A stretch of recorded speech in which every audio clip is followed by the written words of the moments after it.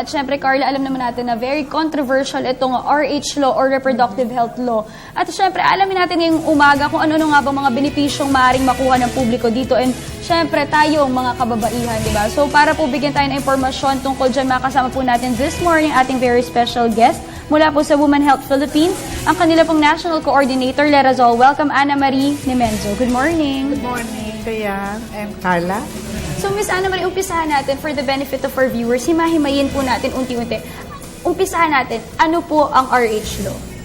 Well, yung RH law na recently ay dineclare na ng Supreme Court na not unconstitutional ay programa ang sabihin niya na ngayon maaari nang ipatupad ang lahat ng mga reproductive health services and programs, lalong-lalo na sa mga mahihirap, no, na mga kababayan natin. Alam natin na ang may tutol diyan ang mga ilang organisasyon na kaalyado ng simbahang Katoliko, di ba? Kasi meron silang pagtutol doon sa isang aspeto ng reproductive health program. And this has to do with family planning contraceptives. Yes. Yung paggamit ng contraceptives. Pero yung dito sa Supreme Court decision ay maliwanag na that contraceptives ay legal and constitutionally will be made available. Siguro ma'am, no, medyo pag-usapan na po, dahil napag-uusapan na nga rin po natin yung mga unconstitutional, siguro pag-usapan na rin po natin yung mga provisions nitong RHO. Ano po ba ito? Siguro, general, no? Kasi marami naman yung mga provisions na yan, Pero ngayon, maliwanag na meron na ngayong leeway or authority to implement to provide free universal access to reproductive health services and programs. Gaya ng nabanggit ko, lalong-lalo na sa mga mahihirap, no? Pangalawa, na lahat ng mga safe, legal, effective contraceptives are now that are included in the Philippine National Drug Formulary will now be made available, no? Pangatlo, na magkakaroon na din ng reproductive health information. Yes. Lalong-lalo na yung tinatawag na sexuality information and education sa mga paaralan. Okay. So yung mga general provisions, no. So mahalaga yun kasi unang-una napakataas ng nung tinatawag natin, ang sinasabi nating maternal deaths. Ang mga statistiko sinasabi siguro 10 to 12 women die every day. So for many reasons, no? Pero mayroon din mga pag-aaral and again, this is ang tinatawag nila mga evidence-based studies that show na the provision of family planning services, no, and making available all safe and legal contraceptives will reduce maternal deaths by, I think, I'm not too sure na kung 1/5 or 1/3, no? So, merong mga tinatawag na unmet family planning needs. Okay. Mga kababaihan o mga couples na gusto sana nilang limitang yung number of children that they have, pero wala silang access o wala silang nalalaman tungkol sa yung family planning. So ito yung tinatawag na unmet family planning need. Yeah, so Ms. Ana Marie, besides maternal death, we're also focusing on early pregnancy. Exactly. Kasi ang early pregnancy ngayon, may mga studies shown din na yung mga kababaihan, ng mga teens na nagbubuntis sa maaga, risk din ito sa kanilang reproductive health. So right now, we have programs and projects for this. Yes. Wala pa talaga, hindi pa talaga nakakausad yung mga programs for adolescent health, no.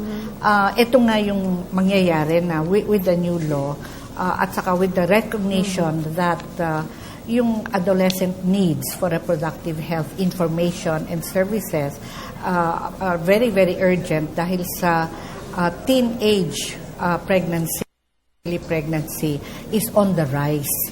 Kung dati At yung percentage na talaga ngayon, tumaas. siguro ay over a period of a decade, yung number of teen mothers increased by threefold.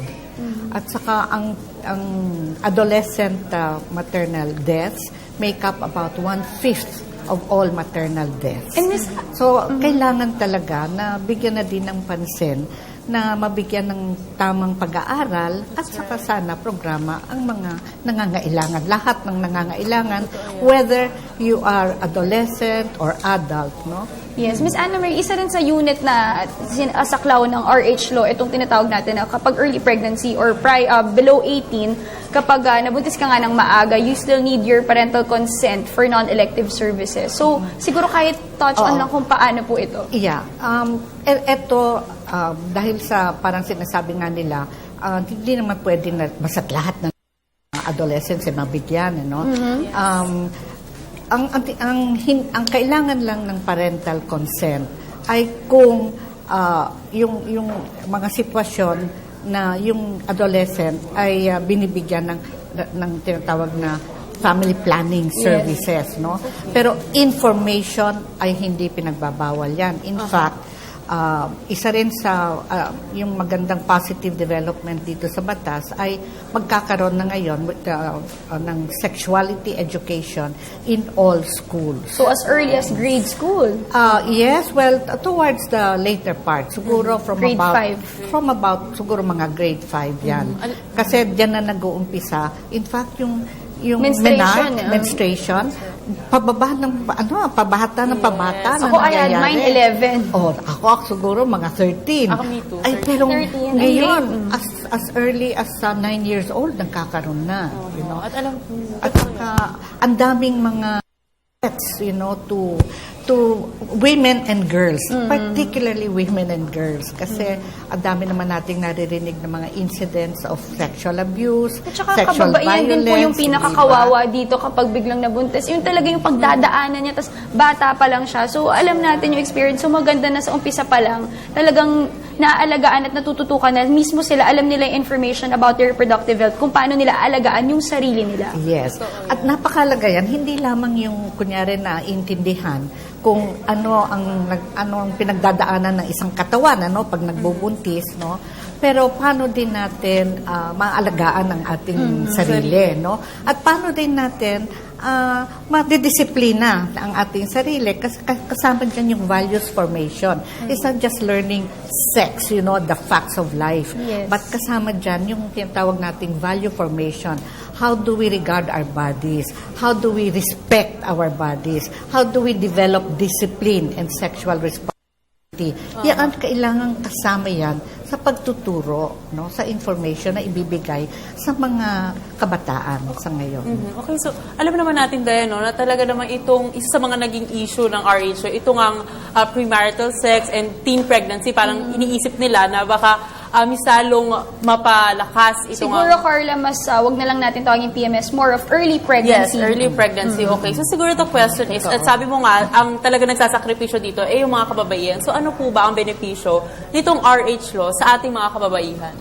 Well, maganda na yun. Ngayon, we have universal access to reproductive health programs and services. Lahat ng mga safe, legal, effective contraceptives will now be made available. At saka magkakaroon na din ng pag-aaral sa ating mga paaralan tungkol sa responsible sexuality.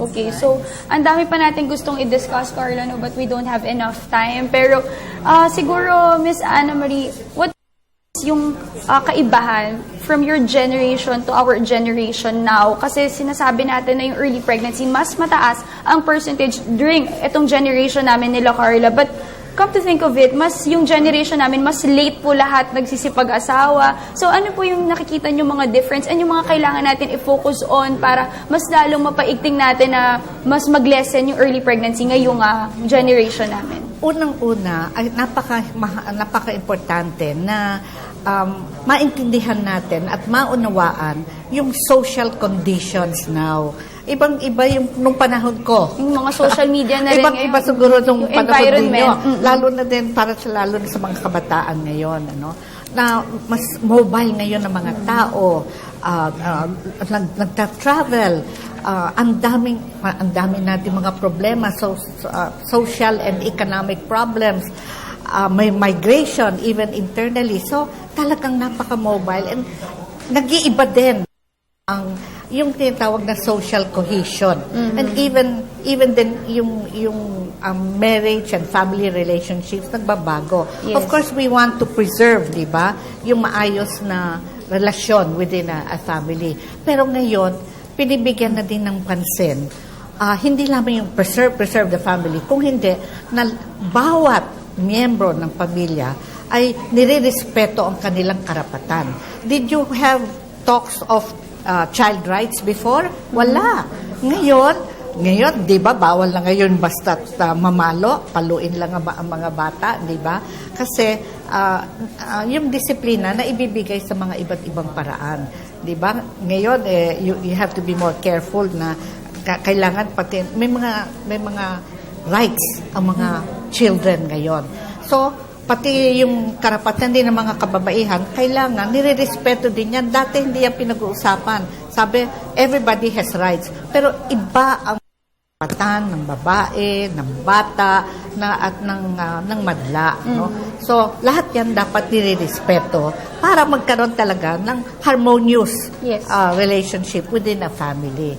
Even if we really want to preserve a family, pero kung may violence dyan, ay hindi naman dapat, di ba? So may mga iba't ibang kondisyon na nangyayari ngayon.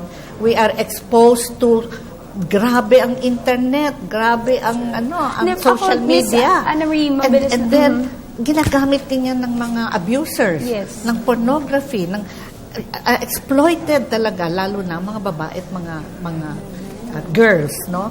Sa prostitution, sa pornography. So all of these are part of the social milieu that Yes. where we live in now. But Miss Anne Marie, to add to that, kasi alam natin, Carla, we are really surrounded by the bad side or effect of social media. Siguro we take full responsibility na lang and we should know how to take good care of ourselves. Yes, Lalo na itong katawan yes. natin, this is God's gift to us. So dapat hindi na natin kailangan mag-antay ng RH law, kung ano. Tayo mismo ay umaksyon na pag-aaral. ng pag-aaral. Na Tamang hindi- information na hindi- about reproductive health. Hindi yan tinututulan o pinipigilan. Kailangan ibigay na yan Totoo yan. sa maayos na paraan. At ang maganda dyan, alam mo, swerte na yung mga kabataan ngayon dahil ngayon at an early age, mapag-aaralan na nila ito, magiging open na sila about Yung this time topic. natin, wala namang mga talaga. ganyan. So, kaya, Carla? Yes, at science, But anyway, Any last message to our viewers? Siguro lalo na dun sa mga kababaihan and bilang national coordinator po ng Women Health Philippines. Yun, kung ano yung ating mga pangangailangan, lalo na sa kalusugan, at ito, address ito sa lahat ng mga kababaihan at mga dalagita. In fact, sa lahat, ngayon, sana mas maluwag yung pagpunta natin sa mga health clinics. Okay. Kasi patutupad na ito, yung tinatawag nilang kalusugang pangkalahatan is the primary program ngayon ng Department of Health. All right, thank you so much for joining us this morning. That was Miss Anna Marie Nemenzo, National Coordinator ng Women Health Philippines. Thank you. Maraming salamat po.